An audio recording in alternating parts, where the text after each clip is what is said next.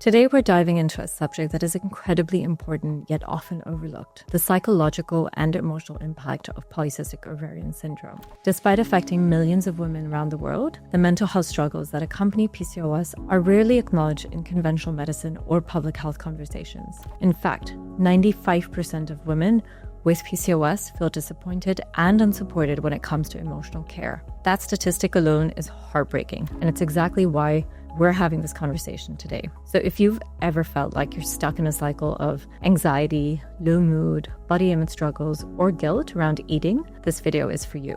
Today, we're going to be talking about the role of cortisol and stress in the body, the one system we need to optimize in order to manage stress, and last but not least, we will provide you with a framework to start managing your stress and mental health. The first and the most important thing that I can say is that if any part of this video resonates with you, please speak to your healthcare professional or your doctor, because it's time that you get supported with your PCOS care. So let's start off with how the brain and the body are connected in PCOS. Stress plays a central role in PCOS, both as a contributor and as a consequence. Studies have shown that women with PCOS have a heightened stress response. So you're not just imagining it when you think that you are stressed. They have elevated baseline cortisol levels, but where does this all stem from? The causes are layered and often interconnected. PCOS in itself as a condition is chronic and complex. Physical symptoms like acne, hair loss, weight gain can all affect self-confidence and body image. Fear or anxiety around fertility and irregular periods can be vast and affect quality of life. But before we dive into this, let's understand how stress works in your body. When it's stressed or when it's in danger, your brain sends signals to your adrenal glands, which are small glands sitting at the top of your kidney,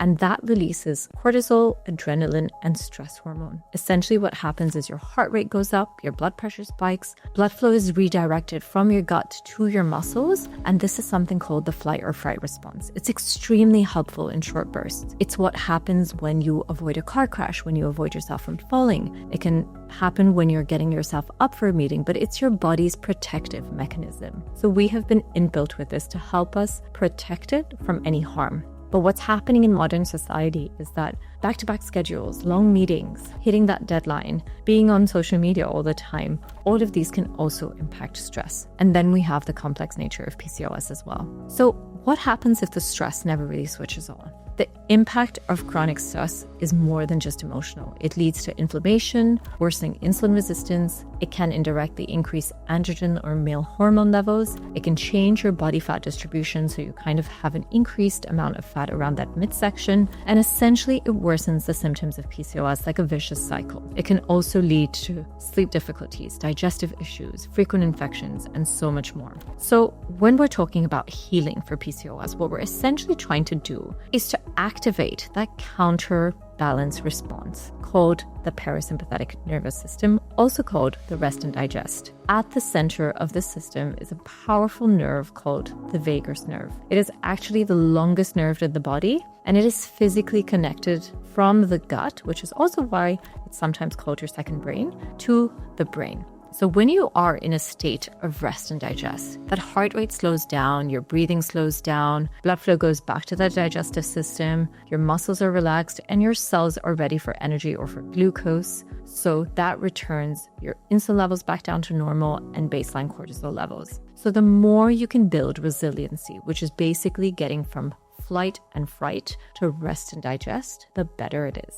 And I'm sure you've heard of that, and I'm sure you understand that. Is there any way we can measure this? There's no actual way of measuring kind of stress in that sense. You can obviously keep an eye on things like heart rate and things like that, but we have something called heart rate variability, something you can measure on your Apple Watch, your Oura Ring, your Whoop, which is basically the amount of time between your heartbeats. The higher the heart rate variability, the stronger the vagal tone, which is better, and the lower is the less vagal tone. So remember when I talked about that one thing or that one system that plays a massive role in our body in managing stress and moods? This is your gut. Your gut is a magnificent system, and I argue probably one of the most important systems in your body. It is home to trillions of microbes. These microbes help to regulate your immune system, your digestion, your mood, insulin resistance, blood pressure, and so much more. It is fascinating but your gut and your brain are actually connected in so many ways that we can imagine, through chemicals or hormones, through receptors, as well as through enzymes. Now, your gut and your brain are connected in so many more ways that we can imagine. It's connected physically through the vagus nerve, and it's also connected through chemicals or hormones. The gut produces the feel-good hormone, serotonin.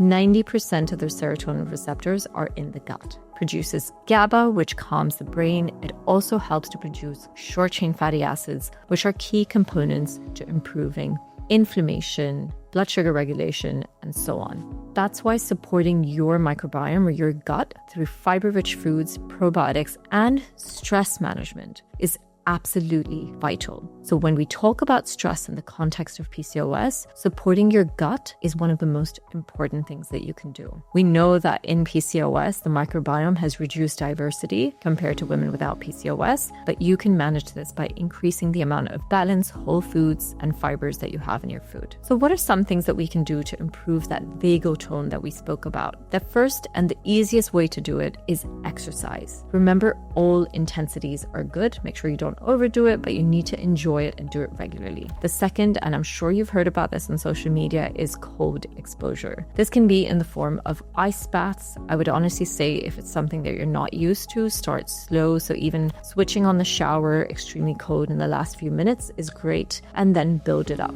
We know from certain studies that this can help improve vagal tone. The third is breathing. So breath work, deep, slow belly breathing, keeping your exhalation longer than your inhalation, or something called box breathing, which is basically inhaling for 4, holding for 4, exhaling for 4, holding for 4. Meditation. This is a really powerful way to kind of improve that vagal tone and get into that rest and digest. It can be frustrating for some people, but what I would say is if you are starting out and if you are a novice to meditation, sit still, start absorbing what's around you, be in touch with your senses, and you can take it from there. Another really interesting or rather funny one is singing or humming. This can really help to improve vagal tone as well, and it reduces stress. And then we also said practicing social connections. This is something that we often miss out on, but being around people who you love, who make you laugh, who are in that same wavelength can really help to improve and manage stress. Now, more than just the stress, PCOS is also one that increases the risk of mental health disorders. Women with PCOS are 5 times more likely to experience anxiety. They're 4 times more likely to be diagnosed with depression,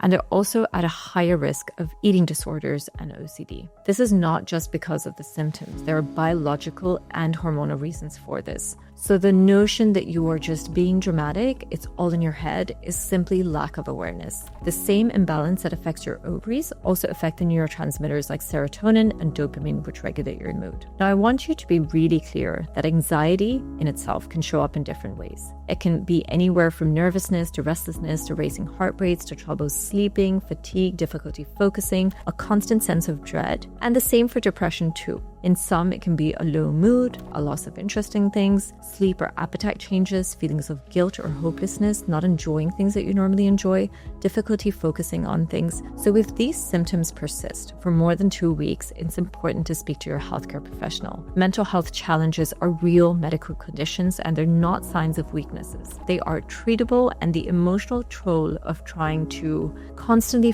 fight it off can really leave you feeling exhausted. You might feel like you're not doing enough. You might feel like your willpower is weak, but let me remember that this is a mindset thing. It is not your fault, and PCOS as a condition is extremely complex. And the other thing that I see patients tend to get really obsessed with is food. Disordered eating and eating disorders are much more common in women with PCOS compared to those without. Many women with PCOS are just told, lose the weight and everything will just get better. So what do? We go on those diets, we restrict our carbs, we over-exercise, we skip meals. And then our hunger becomes uncontrollable, or we binge, or we feel like we failed. And we sometimes feel like we're missing the entire point. How do you feel within your body? How do you feel within yourself? We need to start understanding that the weighing scale doesn't really mean health. What we need to start doing is understanding our body composition. So there are a few things that you can look out for when it comes to disordered eating. Obsessing over food rules, things like I can't eat after 7 p.m., you're avoiding social situations, you feel like you're panicked around eating certain food groups or eating carbs, you're eating in isolation or excessively beyond hunger fullness cues, you feel guilty, you feel shameful, and you really feel low in self-confidence and self-worth when you are consuming certain types of food. You also find yourself excessively checking your body in the mirror. And this cycle, this restrict, binge, guilt, repeat, is not about willpower. It's a biological driven response to restriction, and in PCOS, this is especially harmful. Restriction and stress around food can make your symptoms worse. This is why I practice a non-diet approach where we focus on supporting metabolism, hormones, and mental health without the shame and rigidity. So this is another topic that deserves attention. So eating disorders can show up in many ways, and it can come because of the imbalances or the difficulty losing weight, the societal pressures, restrictive dieting often recommended by well-meaning healthcare professionals but can come off in a wrong way. So instead of focusing on weight loss, focus on nourishment and balance. Eat regularly, unrestrict your meals, include proteins, fat, carbs, all those foods that you've put on a pedestal that you think you can't eat, bring them back down into normal playing ground. Explore joyful movement as a form of self-care, and remember that the weighing scale is not a measure of your self-worth. So if you are struggling, reach out to a team of dietitians, therapists, doctors who are trained in eating disorders that can support you. And if any of these symptoms or any parts of this video resonate with you, please speak to your healthcare professional.